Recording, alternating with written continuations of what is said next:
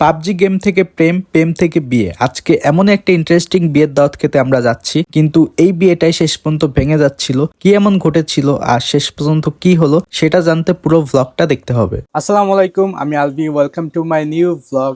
গতদিন রাতে লিটারালি আমি কোনো প্ল্যান ছাড়াই ঘুমাইছি, কিন্তু আজকে সকালে আমার স্কুল লাইফের ফ্রেন্ড রিজবির ফোনে ঘুম ভাঙে অ্যান্ড ও ফোন করে বলতেছে আজকে ওর বিয়ে। আমি তো আকাশ ভেঙে পড়ছি অ্যান্ড ফোন করে বলতেছে যে করেই হোক আমাকে বিয়েতে অ্যাটেন্ড করতেই হবে। এনিওয়ে, এখন বাজতেছে সকাল 10:30। আমি আছি খুলনাতে, আমার যেতে হবে খুলনা থেকে ফরিদপুর। আসলে আমার বন্ধুর বিয়েটা যে এভাবে সাডেনভাবে হবে ও নিজেও জানতো না, সবই হয়তো আল্লাহর প্ল্যান। তো আমি জানি না যে আমি খুলনা থেকে ফরিদপুরে বাস এখন পাবো কিনা, দেখা যাক, আগে বাসা থেকে বের হই।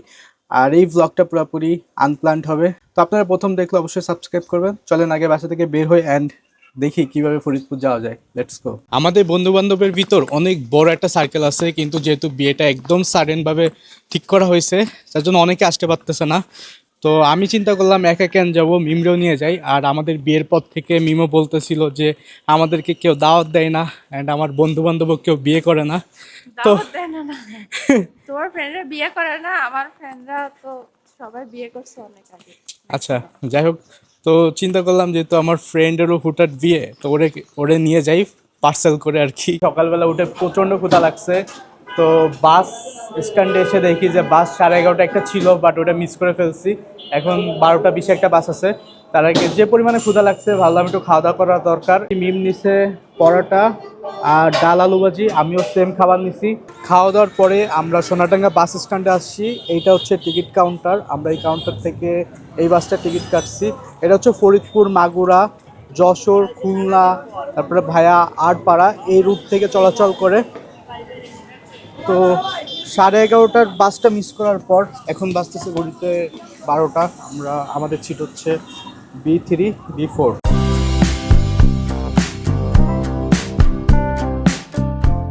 জীবনে কিছু ট্রিপ থাকে যা আসলে প্ল্যান করে হয় না, আর এই ট্রিপগুলো সব থেকে কিন্তু মেমোরেবল হয়। তো আমি রিজবি যখন একসাথে স্কুলে ক্লাস বাঙ্ক দিতাম, তখনও আসলে ভাবি নাই যে হঠাৎ করে এইভাবে ওর বিয়ে খাওয়ার জন্য আমার বাসে করে যাওয়া লাগবে। আমাদের যশোরে আসতে প্রায় 2.5 ঘন্টার মতো লাগছে। তো বাইরে এত ঠান্ডা গরম যে আমি জামা কাপড় খুলে ফেলছি, আর একটা যশোরে এসে 4 ব্রেক নিছি। খুবই কষ্টকর একটা জার্নির পরে আমরা একটা ছোট ব্রেক পাই যশোরে এসে।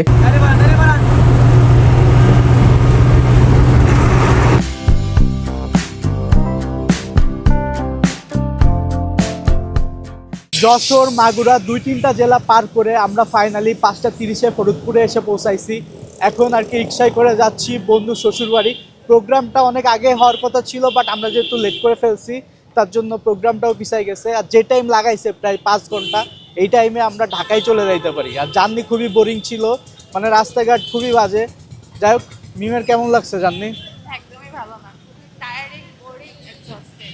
আর এই বিকালবেলা সানসেট যাচ্ছে পিছনে, দেখতে পাচ্তেছেন, বেশ ভালোই লাগতেছে এই মোমেন্টটা। আর ফরিদপুর শহরটাও খুব সুন্দর, নিট অ্যান্ড ক্লিন। কি মনে হচ্ছে তোমার কাছে? হ্যাঁ, রাস্তাঘাট খুব সুন্দর, পরিপাটি। এক্স্যাক্টলি। পদ্মা নদীর তীরে এই জেলার নাম কিন্তু আগে ফাতেহাবাদ ছিল। কে কে জানেন কমেন্টে জানাবেন। আর এই জেলা কিন্তু পাট আর ইলিশের জন্য খুবই সুপরিচিত। আমরা জার্নি করে এসে রেস্ট নেওয়ারও টাইম পাই নাই, বিয়ে পড়ানোর কার্যক্রম শুরু হয়ে গেছে। ঘরোয়াভাবে এখন সব আয়োজন চলতেছে। কিন্তু টুইস্টটা এখানে, বিয়ের সময় ছোট একটা ঝামেলা হয়ে যায়, দেন মন নিয়ে কিছু মিসআন্ডারস্ট্যান্ডিং হয়, সবাই তো হাইপার হয়ে গেছিল। সিচুয়েশনটা এমন ছিল মনে হচ্ছিল বিয়েটা হয়তো ভেঙে যাবে, সবাই টেনশনে, আমরাও কনফিউজড হয়ে গেছিলাম। আচ্ছা, আপনাদের সাথে ওনাদের কে কথা বলছে? তারা যে মা মেমোরে রাখবেন। এই যে আপনি কার সাথে কথা বলছেন? 5 লাখ টাকা ওরা বলছিল। তুমি কি বলছো? ওই যে ওই তো কইলো যে রিপি 5 লাখ টাকা। কি? ভাইয়া কত বলে? ভাইয়া কত বলে? আমি আচ্ছা, কত লেখাবো? আমি এগুলা বলি না যে 5 লাখ বা 10 লাখ। এত দিন কি করছো? কি করছো? 1 লাখ টাকা একটা মেয়ে মানুষের কোনো সিকিউরিটি সিকিউরিটি এখানে তো কোনো কথা খবরদার এর সিকিউরিটি কোনো এর সিকিউরিটি কোটি টাকা লিখলো কোনো সিকিউরিটি না আমু আচ্ছা আমি সিকিউরিটি মানে তাহলে আমার সিকিউরিটি কে দেবে? এই ভাইয়া আমার সিকিউরিটি কে না দেবে? না না ওরা দুইজন যাবে না তাই হবে। আচ্ছা, 1 লাখ আমি ওরা সিদ্ধান্ত যাবে নিয়েছি, না 1 লাখ। এক লাখ কথা ছিল ভাইয়া যেটা বলবে আর ও যেটা বলবে হ্যাঁ আমি আর যাবো রাকিব কি বলে তো রিকশালার বাড়ির তো বিয়ে হয় না তার আব্বু আছে তার আচ্ছা আমি একটা কথা বলি আমার এই আপনারা নামটা হচ্ছে সাক্ষী দিবেন না আই ঝামেলা না করে করা যাবে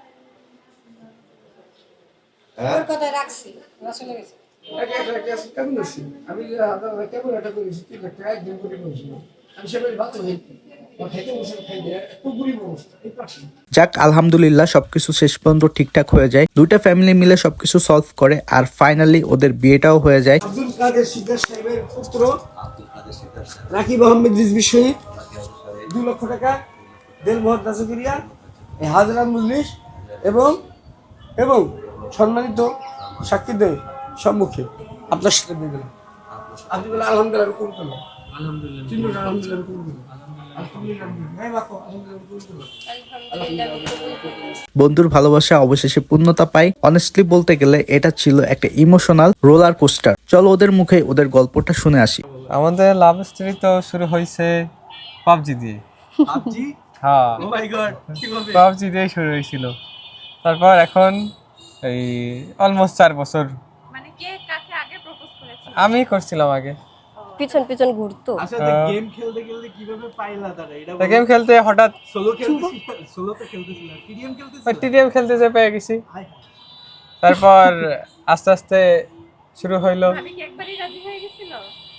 শুরুতে তো না, আমি ভাববো না। ভাববো না কোনোদিনও না তা আমি কখনো রাজি ছিলাম তো রাজি ছিল না, তাহলে কখন রাজি হয়েছে? এখন তাহলে কেমনে রাজি হইলা? এখন হয়ে গেছে আচ্ছা হুট করে কেন বিয়েটা মানে আমারে কালকে সরি আজকে সকালে বলছে যে ওর বিয়ে ওইটা ধরো যে আমি চাচ্ছিলাম, আবার সেও চাচ্ছিল যে বিয়ে যেহেতু করবো তাহলে করেই ফেলাই। আর সামনে দেখতেছি যে রোজা, হ্যাঁ আচ্ছা এই যে এবার এটা হালাল ভাবে হবে তাই হালালি। কত বছর হলো 4 বছর 4 বছর 4 বছর পর এই বিয়ে। হুম জি আর কিছু বলবেন?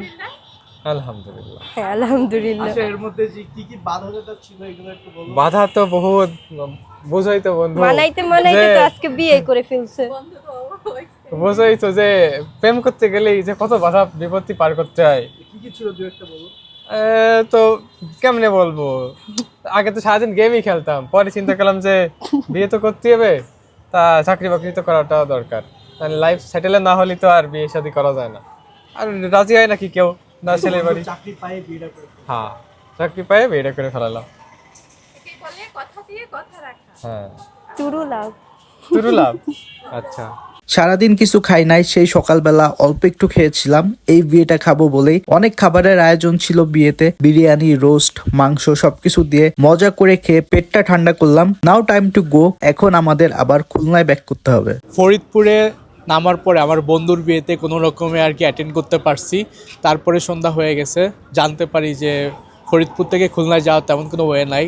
তারপরে খাওয়া দাওয়া করে চলে আসছি এখন ভাঙা মোড়ে, আর এইখান থেকে আমরা বাসে করে আবার খুলনা যাব। মানে সারাদিনে সেই লেভেলের প্যারা খাইছি জার্নিতে, এখন আবার প্যারা খাইতে খাইতে খুলনা যাচ্ছি। এনিওয়ে বন্ধুর ভালোবাসা পূর্ণতা পাইছে, এটাই আজকের দিনের হ্যাপিনেস। আপনাদের কাছে ব্লগটা কেমন লাগছে অবশ্যই কমেন্টে জানাবেন। দেখা হবে পরবর্তীতে, সে পর্যন্ত সবাই ভালো থাকবেন, সুস্থ থাকবেন, আর চ্যানেলটা সাবস্ক্রাইব না করলে অবশ্যই করে দিবেন।